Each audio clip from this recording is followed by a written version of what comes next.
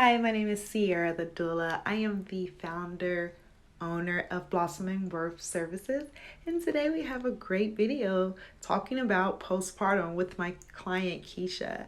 Thank you so much for tuning in. Please like, share, and subscribe.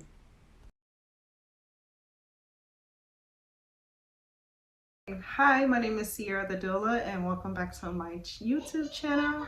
We are doing a follow-up video today with my friend Keisha and her baby Andrea, and we're going to talk about her birth experience, how much fun it was, what a blessing it was. And Keisha, what was your experience like? You can go ahead and talk about the day you went into labor and on to birth, labor and delivery, and then birth. Okay. So, I'm Keisha. Yes, she's my friend, but I was also her client, guys. So what happened is I went shopping, come home, and I ate, went to sleep. But before I went to sleep, I was experiencing a bunch of back pain. So I was like, let me just take a nap. Maybe I'm just exhausted from all the shopping. And I went to sleep about 8-something p.m. and I woke up at midnight because my back was hurting so bad I couldn't sleep anymore. And then I was very, very cold and feeling nauseous, and I'm just like, something's not right. But I'm fighting with myself whether I should go to the hospital or not. Or calling her doula. Seriously, that's serious. But because it was 1 o'clock in the morning, I felt like I didn't want to inconvenience anyone. I didn't even wake up her dad, no one. I literally just drove myself to the hospital. And after an hour and a half, they said, you're staying. The back pain was labor for me and didn't know that. So at that point I did call my doula to say, hey, I'm at the hospital. They told me that I'm in labor. And then of course I called dad. And so everyone gets there. Honestly, I was progressing pretty fast at first. So, because when I originally got to the hospital, I was only at a 2. And then when they came to check me an hour and a half later, I was at a 4 and 60% effaced. But however, it stalled. And so I say this to say, hey, if you hire a doula, midwife, whoever, call them. Do not feel like you're inconveniencing them, because we were trying to labor at the hospital and it was very uncomfortable. Mm-hmm. And versus where I could have been at home, could have went walking around my block, just a number of things that I could have done that probably would have helped progress the labor. I had to do Pitocin just to see if I would dilate some more and efface some more. It didn't work. So after 4 hours, I went ahead and let them break my water. That, though, most definitely sped up the process. So, one thing about me is I can handle a lot of pain. And so I went a long time before I felt like I had to give up. But the reason why I felt like I had to give up and the pain became unbearable in my eyes was because I was at the very end and didn't know it, because it was going so fast. So when the nurse checked me, because I called her, was like, hey, can you give me some medication options, or what are my options at this point? She was like, let me check you first and we can discuss it. I was at a 90% phase. So she told me the medicines I could get at that time. Then she told me, if I wanted the epidural, just explained all of that. She called for the epidural. They was like, we don't know if we can get to her soon enough. Okay, I have to wait. I have to go through this process. There's nothing I can do. And as soon as my nurse leaves out, I felt so much pressure and I knew it was the baby. So I told my doula, I said, go get that nurse, go get her. I feel so much pressure and I think she's coming out. And the anesthesiologist is walking in to, try to do my epidural. But at that point it was too late, because literally the baby is sitting right there. Mm-hmm. And it was very surreal to me. I couldn't believe, one, that I really did this whole thing with no medication. I can't believe that I'm about to push my baby out with no medication, no nothing. I'm really about to feel this. This is really about to happen. And it was such a bomb experience because I felt everything. And I felt when her head, I was like, oh my God, that's her head. In my mind, I'm like, oh my gosh, this is her head. Then I felt when her shoulders came out, and then her body is sliding out, and then, you know, her feet just finally pops out. Like, I'm just so amazed at this point. I'm like, I can't believe all of this experience. Like, I couldn't believe I really just went through that process. Also, what made my birthing experience so great was the hospital. They really appreciate doulas. They encourage it. They encourage doulas, their doula work. They work with some doulas. They're affiliated with some doulas. And so when I let my nurse know, like, hey, I'm going to have a doula, she's going to come. And they was like, oh, great. You know, we have a birthing ball. We have a peanut ball for you. We have a bathtub. Just let us know what you need. You can use all of this. So I say that to say, always research where you're going to deliver it. Research to make sure that that facility will work with the experience that you want for your labor, because it's going to make it so much easier. Because I didn't do that. I was honestly just blessed that the hospital encouraged doulas.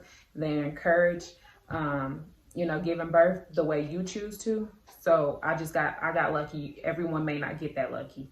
And you don't want this time to be stressful. So definitely research your hospital to make sure that they're going to be able to provide what it is that you need for your labor. Also, my nurses were great. I had one nurse, shout out to Courtney at Research Medical Center. Courtney. Her energy was so great. Like, I felt her great energy when she came in. I knew that she was going to be like my favorite nurse. She helped with different techniques. With, you know, she worked with my doula so well, and the way that they worked together, it was just so bomb. Like, y'all, I can't even understand like how I got that lucky to be able to have all of that great energy and just what I needed. The great support, exactly. I really can't believe how the support just came. The universe really gave me that, because that's what I needed. But yeah, so Courtney definitely came up with sheets. You know, my doula said, let's try this. Courtney said, okay, let's try this. They literally just tried different things to see if I can go into labor. And I really, really appreciated that, because she knew what we were trying to do, and she worked with us. This is education that she got outside of her nursing degree. So, hey, nurses, it's okay to go and do different classes. So, you know, you can help your patients out, because it was just so bomb. Yeah, that's what Courtney explained to us, that she took additional classes outside of being a nurse, because all nurses aren't actually trained in different positions as you would think that they are. From Courtney's standpoint, she said that, you know, going to take a doula course or learning about spinning babies was so beneficial to helping mothers in labor and delivery, and that they do encourage doulas to be there for the simple fact. She mentioned her charting was different. She said, I can read my own charting because I have support. We all there to support each other. You know, we're not just leaving it all in the nurse's hands or in the doctor's hands or the patient's hands. Like, we're all being there supporting. As you can hear from Keisha's experience, that was phenomenal for her to have support, and that's what we're here for. And we want you to we want to speak about, so whoever this falls upon on their ears, if you are pregnant, get support, have a huge support system. And I'm talking about friends and family. I'm talking about people who are educated in your birth practice or experience. So also, we want to talk about, what did it feel like for you to have a doula? Like, did you feel like that was helpful? Oh, yes. Honestly, it was helpful not only to me, but to Dad as well, because it's not all on him to massage me in the places that I needed massages, feed me ice chips, get me water. He didn't have to do all of that on his own, because we had you there to help us. And so that there was some stress taken off of both of us. And I don't know about everyone else's doula, but I'm gonna tell you about my doula. She was bomb. You know, she massaged my feet. She had affirmations, and she brought different things just to help me in the process and help me deal with my pain. And honestly, I appreciated it so much. You know, we talked about different things, which also takes your mind off of the pain that you're dealing with at that point. Played, she asked what type of music I wanted to listen to, and so, you know, I was able to have something else, you know, because I hummed my songs, you know, while I'm going through these contractions. And just to understand, like, all of this stuff I would have never thought to do these things in any of my other births. I didn't do them. The tips and tricks that she did, which is excellent, because again, these are things, honestly, the only thing I ever did with these other labors was just lay in the bed the whole time. This one, we was very active. We did different activities, and it was a great experience. Like, I suggest anybody to hire a doula. I really do. That is wonderful to hear. I'm just so appreciative to know that I am in my purpose and that I am being a service to others in their time of need of their birth. And I am so grateful to witness her strength, her power. That is amazing to me. I'm gonna tell y'all, I cry when the baby coming out. I'm crying, and I'm crying for different reasons, mainly because we had a birth plan, and her birth plan went exactly how we wanted it to go, to a T. And that right there, when that baby was coming out, knowing that she didn't want to have a medicated birth, and she was doing this, like, the power, I felt empowered, I felt inspired, and I'm just like, you are wonderful. You are like a queen. You are a queen. Yeah. And it was just amazing to witness that part of her labor.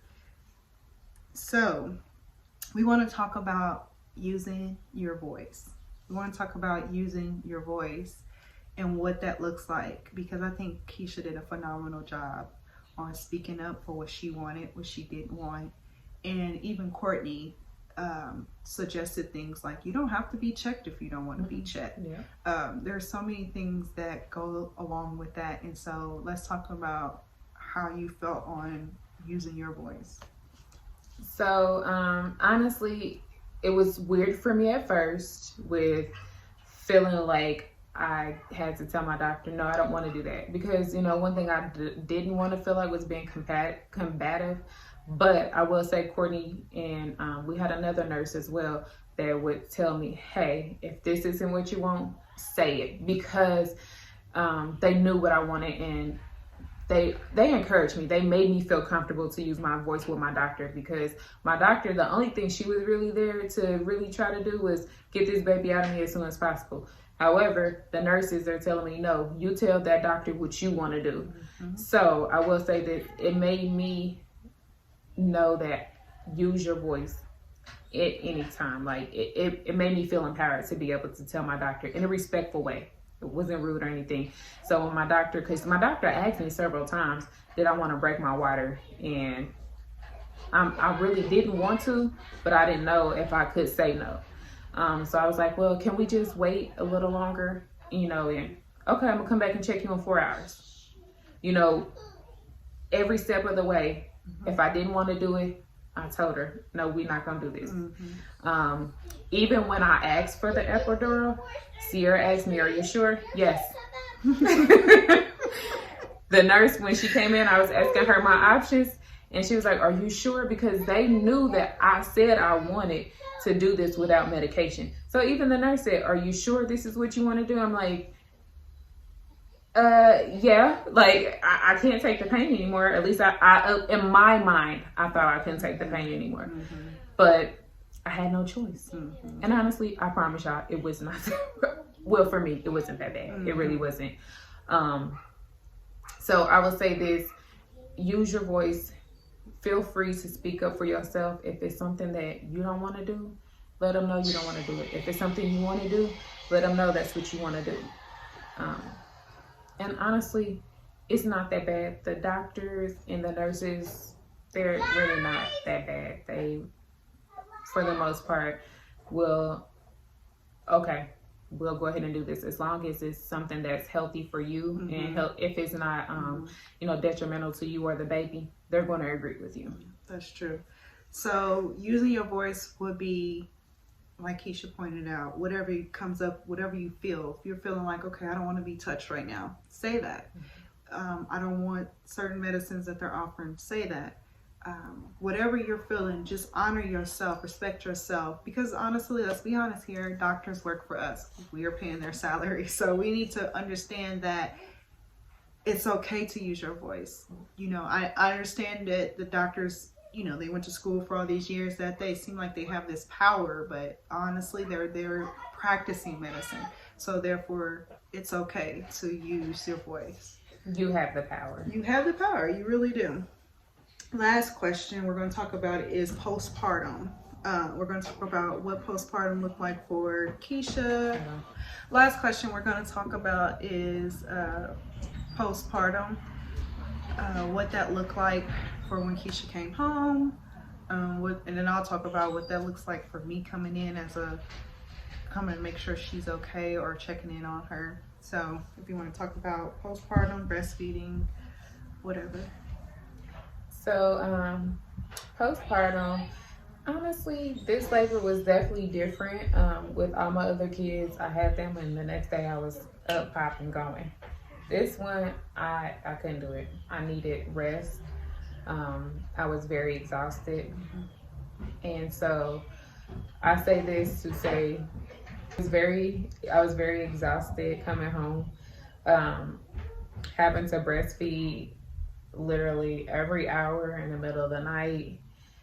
But Dad was definitely helpful. So take all of the help that you can get. I had so much help and I'm so thankful for it. My mom came over to help. Don't ever be too prideful, because one, that's why I didn't call my doula, because one, I was too prideful, thinking like, oh, I've had babies, I can do this. I know I'm not in labor. I'm just making sure my iron isn't low. As you can see, I didn't know what I was talking about. I was in labor. Don't be too prideful when, you know, someone's offering you help. Take it. Because you don't want to be in here like, you know, I got people saying, I have, you know, family or friends asking, hey, you need some help? Want me to come help you clean up? And I'm saying no, but yet I'm looking at this house like, this house needs to be clean. Mm-hmm. Yeah, take the help. Mm-hmm. Exactly. I remember reaching out to Keisha, you know, just wondering if breastfeeding was going okay, which we can tell it is because Mama's eating, okay? Yes, she's gaining her pounds, all right? We wanted to make sure that, yeah, baby was properly been latched on. And now, so I've tried to breastfeed with all of my children. It wasn't very successful. Andrea, it's been very successful for her. And I say this because, again, I thought I knew everything. The reason why I wasn't successful before was because I really didn't know what I was doing. So consult a lactation specialist. If breastfeeding isn't going well for you or if it hurts, do not be afraid to reach out to a lactation specialist, because that is what they're there for. That's what they specialize in. And they will definitely help you in that. Because right now it's been very successful for me and her, and it's because, again, I'm a lactation specialist. So don't ever feel like you know everything, because everyone can learn something. So yeah, remember reaching out to Keisha, talking about the postpartum and wanting to make sure she was taken care of. And postpartum looks like it can be bringing groceries, helping clean up, walking a dog, holding a baby. Mom might need to take a shower, may need to lay down and take a nap, doing laundry. Whatever needs to be done, be helpful, because nobody is saying do this on your own. We don't want you to do it on your own. We want you to bond and have and be healed, and you know, so we don't have to. Or I was gonna talk about postpartum depression, because I don't know if that can cause postpartum depression. Yeah, because she's exhausted. Okay. I mean, because honestly, if it wasn't from Thailand and Cambria, like you said, taking that shower, I'm hey y'all, I need y'all to keep an eye on her so I can take a shower real quick. Because if she's not asleep and she won't go to sleep and I still need a shower, yeah, like all of that can cause. Yeah. Seeing my house looking a mess, like, you just make me want to cry, you know. So that definitely, yeah, all of that can cause postpartum depression. Yeah. So again, postpartum depression, just not having the support and the help, that can cause those issues. So just make sure, if you know a person that's pregnant and you're really close to them, offer to help, offer to do anything that can help. And sometimes you might have to just show up, honestly, because I was gonna say that. Even if they say no, just say, "Hey, can I come visit real quick?" Yeah. And when you go visit, you say that you see their house might need some cleaning, or just do anything you can to help. Exactly. And don't have them helping you. Don't have them getting you drinks and making you food. That's rude. Don't do that. So a few things I wanted to talk about, and I'm really excited, is there is a baby care line that a good friend of mine, Nandy Walter, makes, and it is called Baby Bear. So she has a whole line. I don't know if we're catching it. This is the body wash, diaper cream. I'll just probably have to add a picture later. But it's so cute, and I'm so excited for her. So I wanted to shout her out in this video, because this was a postpartum gift that I brought for Keisha. Look at this little baby bear. It's so cute, and it smells so good. It's just like a butter baby balm skincare for your precious little baby. And so it came in this cute little box. I just thought this was so adorable, and I'm so excited for her.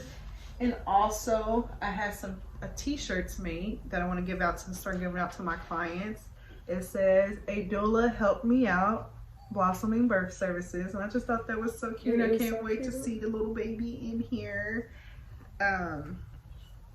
So with all that being said, thank you for listening. Share, like, subscribe. This is information we just want to get out to help our women around, because we need to talk about birth. We need to know that we are protected and we are safe with the right people around us. So hire a doula. I recommend it. If you can't hire a doula, if you don't know nobody willing to give you their services, if you can't afford it, ask a close friend to be there, just to be there with you, because you never know, you might just need some type of support. So all the supports you can get.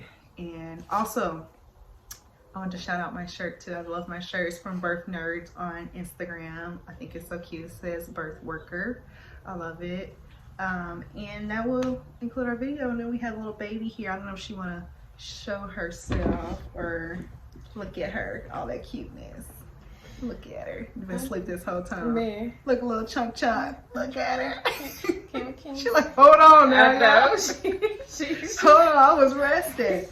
No, you're trying to make me get in this video, and I'm resting and stuff. She's so cute and chunky. It was a beautiful experience to see her come out. I'm telling y'all, I'm happy for all my clients that they are getting the birth experience that they want. I'm so grateful to witness it.